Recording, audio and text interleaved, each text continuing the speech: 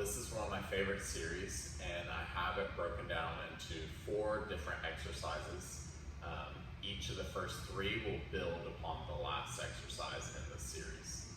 So to get started, let's get your box on sideways or short box style. I put mine over the shoulder blocks.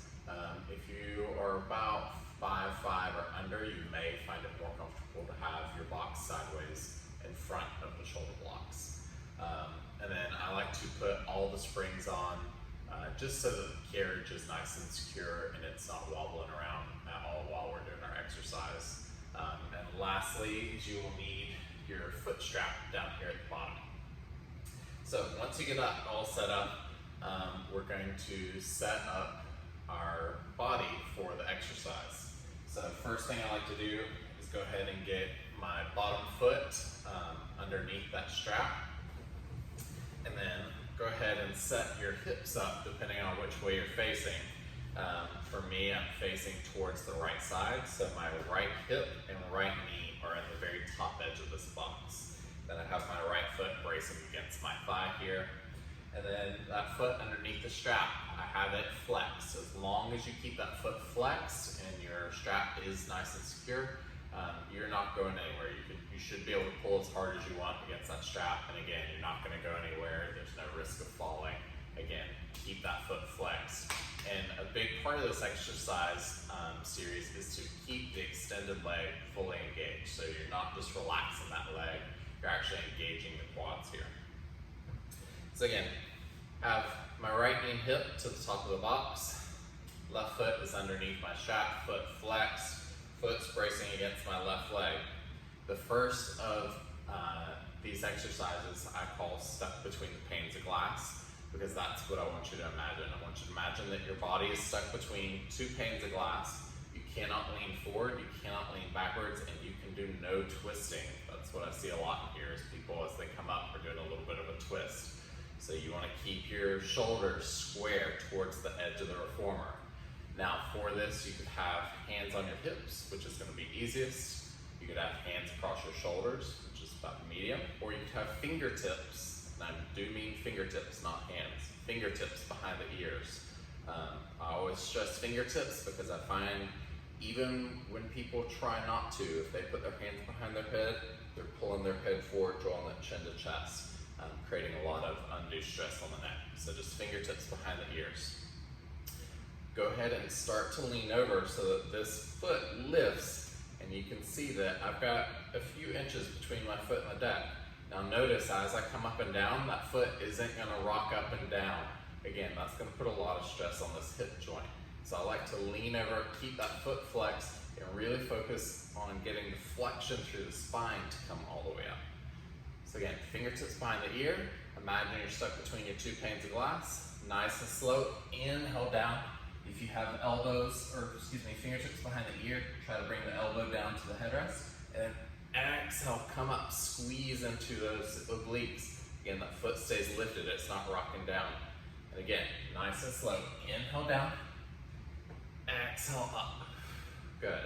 Now, modification for this, if you're just getting started with it, again, I recommend hands on the hips, and I also recommend bring the bottom hand down to the headrest, bend that elbow, get yourself down, keeping those chests square to the side of the reformer, and then slow come up, pressing off that headrest. Inhale down, exhale up, grabbing on the headrest. If that starts to feel good, you can even try to reach to the floor, going a little bit deeper. So that's our first one, stuck between the panes of glass. Second exercise in this series, I like to call Timmy in the well. Why? Because we're going to face down towards the floor or through the well of the reformer. Now, the hip and low body setup is the exact same. You're gonna have one knee and hip to the very top of the box, one foot underneath that strap, flex, extended leg engaged, and I like to have this foot bracing. I will see sometimes people have their foot underneath like that. To me, that just looks like it hurts your foot. So I like to have the foot in front bracing, dealer's choice though.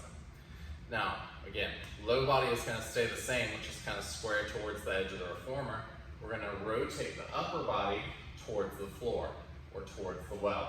Again, you have hands on hips, hands across shoulders, or fingertips behind your ears. And again, as you go down, you're gonna inhale down, and then stay facing the well, exhale out. Inhale down, exhale out. So we're working a little bit more through your QL, and you should feel this in your glutes and in your hip on that extended leg side. Now, a modification for this, again, you could always start hands on the hips, or if you're new to this and just getting started, again, twist. As you come down, grab the edges of the reformer, and then you can give yourself a little push off. Try to keep your chest square towards the reformer though. And out. Good. So, that's Timmy in the well. Last one before we mix all three is we're going to actually face the ceiling. Now this one is kind of like a trust fall. So, again, we're going to keep the hips the exact same. They stay the same through all 4 of these exercises. Right knee and hip to the top of the box, left foot under the strap for me, or depending on which way you're facing, could be the opposite. Keep that foot flexed. This time we're gonna rotate and twist our chest more towards the ceiling. Now for this one, I cannot stress enough, this is one of the few times I want you to keep your chin tucked into your chest. I'll see a lot of people throw their head back, and then after they do a few, they're grabbing their neck, saying that hurts their neck. And yeah, it's gonna hurt your neck if you're throwing your head back. So keep that chin tucked into your chest so that we're keeping this in our abdominals. We're not bringing it up here underneath your clavicles and through the front of the neck. Again, you can do hands on your hips for beginners, hands across the shoulders will be intermediate, or fingertips behind your ears. We're gonna twist our chest towards the foot bar. Keep that chin tucked in, and I always like to say, look with your eyes. You're trying to look at your foot bar the entire time through this exercise. You're gonna slowly inhale back, and exhale up. Good, inhale back, exhale up. Good, so here you're working a little bit more into rectus abdominis. You're also still getting those obliques as well. So, that's our first 3. Again, we had Timmy in the well, stuck between the panes of the glass. Then we had Timmy in the well. Then our last one, we had our trust fall. Now we're gonna mix all 3 of those together. Low body, set up the same way. If you haven't guessed it, once you get the low body set up, you're pretty much done there. It's gonna stay the same for all of these exercises. For this one's the twist. We're gonna start, again, hands on the hips, easy, hands across the shoulders, medium, fingertips behind the ears hard. We're gonna start, go ahead and lean over, get that tension on that extended leg. You're gonna twist toward the well, inhale down into the well. While you're down here, you're gonna twist all the way to the ceiling. Exhale, come all the way up.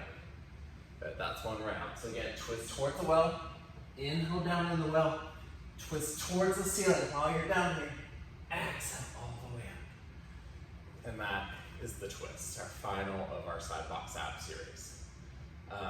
For that one, I do recommend go slow. You're gonna probably do a lot less reps. You're essentially working from one side of your spine all the way around to your belly button on the other side. It's a great finisher move. It will make you dizzy, so as you try it, go slow with it. Do a few, come up, get your bearings, then maybe you try it again, or flip sides. That's typically when I teach this, is I will teach each of the 4. We'll do on one side, then we'll flip, get the same setup, do it on that side, so each side's getting picked. All right, that'll be it for me today. Excellent job, everyone. I look forward to seeing you next time. If you like the video, please like and subscribe, and see you later. Bye.